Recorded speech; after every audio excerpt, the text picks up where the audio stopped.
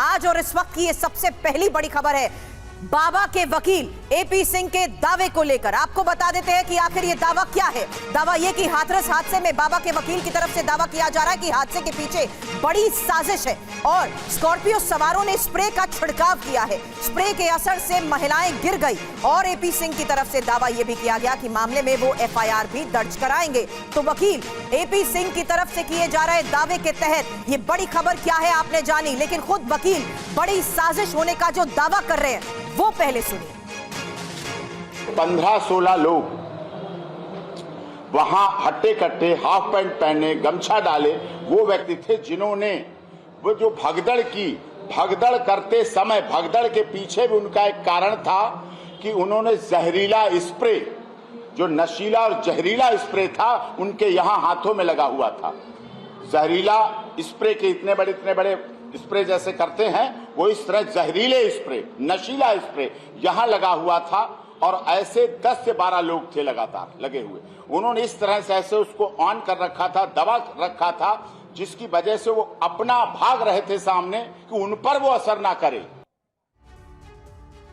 तो देखिए ये नई कहानी बाबा सूरजपाल के वकील एपी सिंह के हवाले से सामने आई है। बड़े दावे किए गए हैं। बाबा सूरजपाल के वकील एपी सिंह ने जहरीले स्प्रे को लेकर क्या दावा किया है ये जरा आप समझिए। 2 जुलाई की घटना में एक सोची समझी साजिश का वो जिक्र कर रहे हैं। सत्संग स्थल पर एक अज्ञात स्कॉर्पियो दिखी, स्कॉर्पियो सवार लोगों ने जहरीला स्प्रे छिड़का, वहां पर खड़ी महिलाओं पर, लोगों पर 15-16 लोग स्प्रे छिड़कते हुए भाग रहे थे, ये उन्होंने दावा कर दिया है। हालांकि उनकी तरफ से तो यह भी बताया जा रहा है समीर की गमछे से छिपाकर स्प्रे करते हुए ये लोग भाग गए और कितने, 1-2 नहीं बल्कि वो कह रहे हैं कि 15 से 16 लोग थे जो स्प्रे छिड़कते हुए वहां से भागने में कामयाब रहे और नशीला स्प्रे छिड़कने से महिलाएं बेहोश होने लगी। स्प्रे की वजह से ही लोग तुरंत बेहोशी लोगों में आने लगी और वो आगे भाग रहे थे, पीछे स्प्रे छोड़ते जा रहे थे। यानी वो एक पूरा सीक्वेंस ऑफ इवेंट बता रहे हैं कि आखिर साजिश किस तरीके से हुई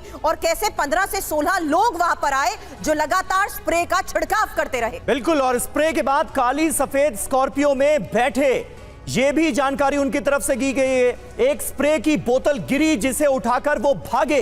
हादसा नहीं, सीधे रूप से ये हत्या का मामला है और इसके पीछे कोई गहरी साजिश है, ये उन्होंने जिक्र किया है। हमारे साथ कई खास मेहमान इस वक्त मौजूद हैं। खुद एपी सिंह हमारे साथ मौजूद हैं, बाबा सूरजपाल के वकील विक्रम सिंह साहब हमारे साथ मौजूद हैं, डीजीपी रह चुके हैं उत्तर प्रदेश के अभिषेक राय वकील हैं सुप्रीम कोर्ट के, वो भी हमारे साथ मौजूद हैं। एपी सिंह साहब, आपके इस दावे की हकीकत क्या है ये लोग जानना चाहते हैं। 121 लोगों की मौत का जिम्मेदार आपके हिसाब से कौन है और आप जो थ्योरी दे रहे हैं कि जहरीला स्प्रे फेंका गया, इसका आधार क्या है? क्या कुछ ऐसे साक्ष्य, क्या कुछ ऐसे सबूत आपको हासिल हुए हैं जिसके चलते आपने इतना बड़ा दावा कर दिया? इसके एक्चुअली हम लोग विजिट किया था हाथरस, अलीगढ़, एटा, मैनपुरी, ये सारे हॉस्पिटल हमने गए, वहां देखे, इंजर्ड मिले, इंजर्ड खुद स्वयं परिवार वाले उनके मिले और जो लोगों से मैंने अपील की थी कि अपनी बात बताएं, क्या हुआ, घटना से संबंधित क्या है बताएं, एसआईटी को बताएं, पुलिस को बताएं, मुझे बताएं, किसी माध्यम से बताएं। तो ये सामने निकल कर बात आई है। आई विटनेस है जिन्होंने खुद देखा है अपनी आंखों से और जिनके खुद के साथ हुआ है, जो खुद सांस लेने में जैसे तुरंत उन्हें सांस, इतना जहरीला, इतना असरदार था, उसका इफेक्टिव इतना था, जैसे सांस ली कई 1 से 2 सांस ले पाए और गिर पड़े, बेहोश हो गए। लेकिन खुशकिस्मती ये थी उनके जीवन की कि वो बच गए, बाद में किनारे से हटके बच गए, मरे नहीं। तो आप ये कह रहे हैं कि आपके पास ऐसे चश्मदीद हैं, ऐसे गवाह हैं जिनके ऊपर इस जहरीले स्प्रे का छिड़काव हुआ या जिन्होंने अपनी आंखों से देखा? देखा नहीं, जिनके साथ हुआ है, खुद हुआ भी है, जिनके साथ देखा भी है, खुद हुआ भी उनके साथ, आप बीती है, वो खुद बेहोश हुए हैं, खुद गिरे हैं, बाद में होश आया है, घर पहुंचे हैं, वो है लोग। कितने लोग हैं ऐसे सिंह साहब? ऐसे हैं 3-4 लोग हैं, लेडीज हैं, जेंट्स। तो आपके हिसाब से आपकी जो थ्योरी है वो यही है कि इसी वजह से भगदड़ मची या भगदड़ के दौरान ये भी हुआ? लगातार, और ये वो लोग हैं जो कई बार सत्य के साथ में आए हुए हैं, मानव मंगल मिलन सद्भावना समागम वर्षों से आए हुए हैं, उन्होंने कहा कभी ऐसा नहीं होता, कभी कोई सत्संगी भाई किसी एक दूसरे के ऊपर चढ़कर दबाकर कुचलकर कभी नहीं निकलेगा। वहां तो मानवता भाईचारा सिखाया जाता है, वहां तो मदद करने के लिए आते हैं। इस तरह से एकदम जो भगदड़ हुई इसको प्लांट था, आपराधिक षड्यंत्र के तहत रची गई और बिल्कुल या तो नारायण साकार हरि को ऊपर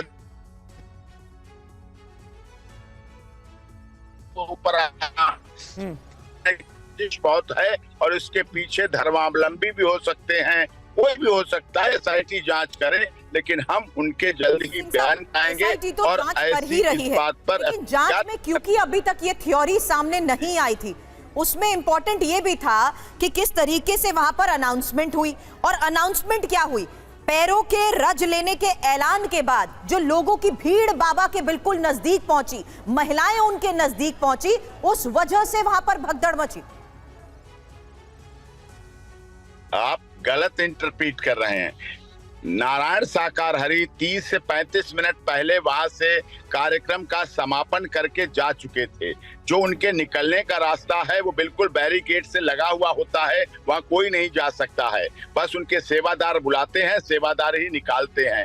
वहां कोई और रज लेने का कोई नियम ही नहीं है। जब पैर छूने का प्रावधान नहीं है तो रज की क्या बात है। वो तो गाड़ी से आते हैं, गाड़ी से आके मंच पे उतरते हैं, सारी कालीन बिछी होती है, कारपेट बिछी होती है, मंच पर ऊपर जाते हैं, नीचे आते हैं और नीचे आके कार से चले जाते हैं। पैदल थोड़ी चलते हैं, पद यात्रा थोड़ी कर रहे होते हैं, पैदल निकल जाते हैं वहां से। रात और 30-35 मिनट हो गए उन्हें गए हुए। और जहां एक घटना हुई वो पंडाल एक तरफ नेशनल हाईवे के राइट साइड में पंडाल था। जब आप अलीगढ़ की तरफ से जाएंगे तो पंडाल हाईवे के राइट साइड में था और घटना हाईवे के लेफ्ट साइड में हुई है।